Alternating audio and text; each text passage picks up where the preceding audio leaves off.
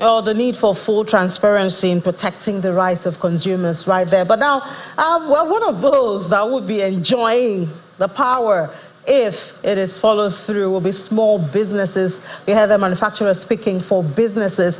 And so we have well, one of our own finalists from Fund It Forward, you know, our program right here on Channels Television. Thara Ata joins us from Abuja studio. Hi, Thara. Been 6 months. Sounds like forever. Are you afraid with this new rate? In fact, I think I should ask, are you in band A or band? Some people have coined band F. What band are you in?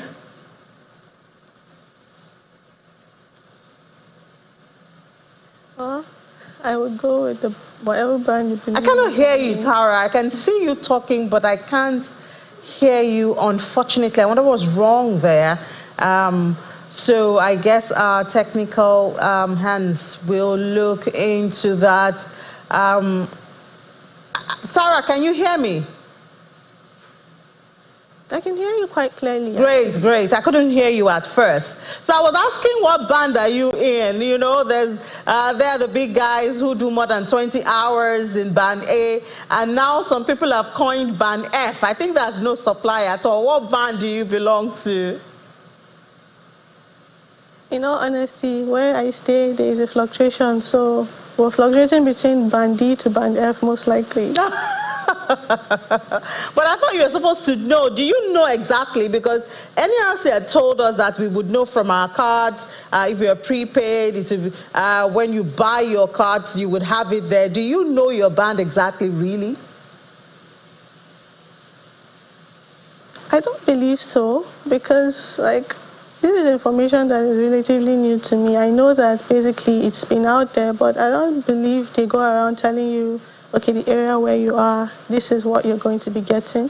Otherwise, you hold them to it, right? So I guess we're just going to get what we see. Yeah, I guess that's why Engineer Agoro in the morning did emphasize the need for protecting consumer rights, because a lot of consumers do not know their band, and so you can't even hold the discos accountable for that. But let's find out what you've been doing. It's been about 6 months since you were in, you know, the lights and glamour and taking home some money. How has it been? What have you done? What's left to be done? A lot, actually, if I'm being honest. I can only say I'm heavily grateful for the experience of Fund It Forward, because everything that I had the opportunity to learn there, I brought to the real world, and it has been really helpful. For one, I would say Trashformers is aware of its limitations. And instead of trying to change the wheel or reinvent the wheel, we're just working with what is available. So though we are aware of these limitations, we are able to conveniently put ourselves in a position where we're going to work with people that have access to those things we are limited to. For example, through our value chain, from the acquisition of our material to the process of converting it to the biogas that we are proposing as a solution, to the process of compressing it into canisters so that it can be commercialized and sold to households and businesses, and to the final stage of distribution, we have been working on possible partners. We've been discussing with people, associations, private businesses, local and international institutes, and I'm glad to say that there's been a lot of progress in those areas. I know then when we had a chat after the event, you told us how you have started working with some poultry farms and farmers. Bring us up to date on that. Yes, of course. The aspect where poultry farmers come in is in our acquisition, raw material acquisition.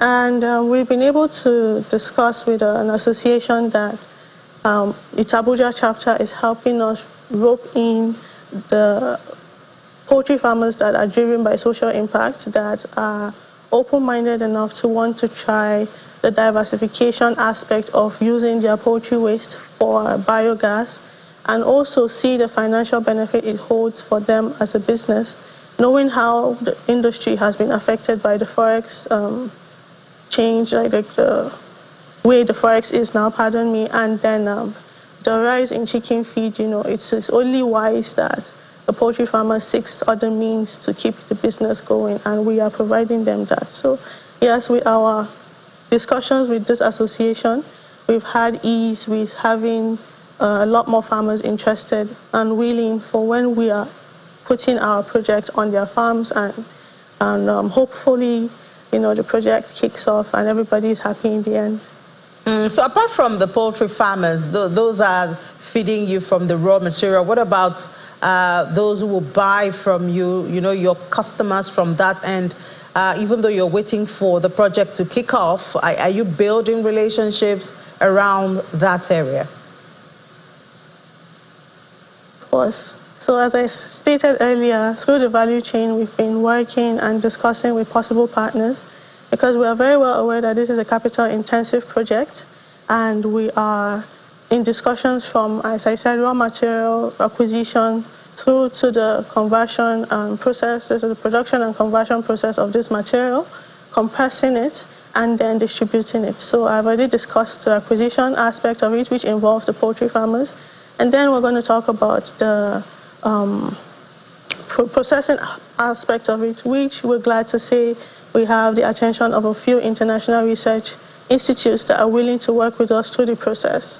We have an institute in Europe that's willing to work with us, that is involved in plastic engineering. And the reason for this is because we are trying to work with alternative material, building material. So we cut off at least 50% on our construction costs. Then we're also working with another institute which is situated in Asia that would be improving our process, our production process, and also would be training partners. And then we move to the compression aspect of it. There is an African-based business that we are also in discussions with, so we can mutually improve the compression technology of biogas into canisters.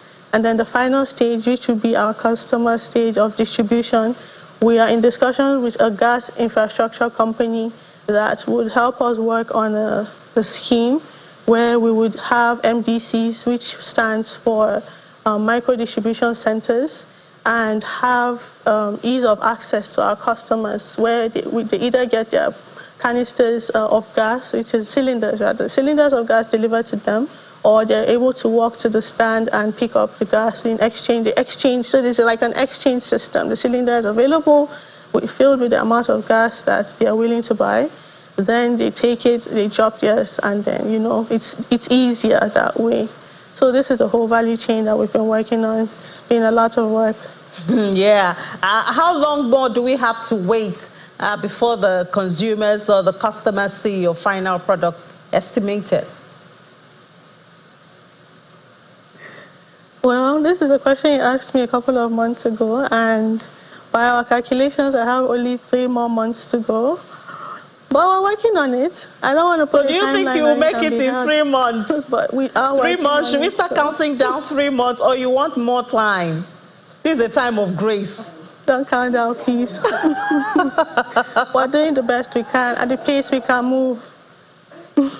All right, but how much of a shock have you had, as your plan had, with the economic realities, some of which were not existing when you won, when we had the Fund It Forward? How much impact has that had in your plans?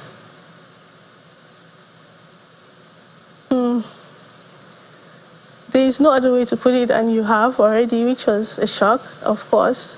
But I guess that's life. Things just get thrown at you, and then you have to find a way around it. And thankfully, those 2 months on the show already prepared us for the possibility of that shock. Being an entrepreneur, you should be prepared for anything, and there was that possibility already. So yes, I was shook, but I was very mentally prepared for it.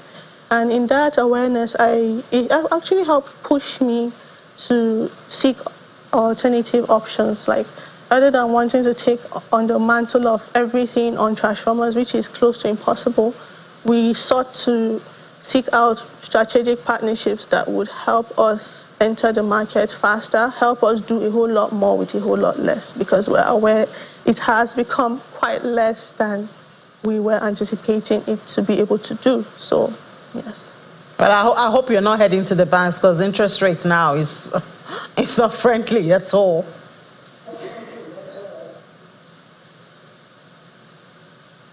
I'm sorry, I didn't catch that. I said, I hope you're not heading to the bank because the interest rate has been hiked. Of course, well, it's quite ridiculous, really, but like at this rate, we are really being, will I say, prudent. So we know exactly where the money is going to and for what we will be putting the money into, knowing that it will be value for money well spent, you know. So no, we're not going to the bank anytime soon to do anything. I don't know what to say. I'm happy for you, at least for that. Waiting to ride off the back of, yeah. Thank you so much, Sarah Atta, for giving us updates. We'll not count down for you. So we should give you some time of grace. We'll say because of the economic headwinds, but we'll be back on you in a couple of months. But we wish you the very best in building partnerships and actualizing the plans that you have for Trashformers. Thank you. Looking forward to it.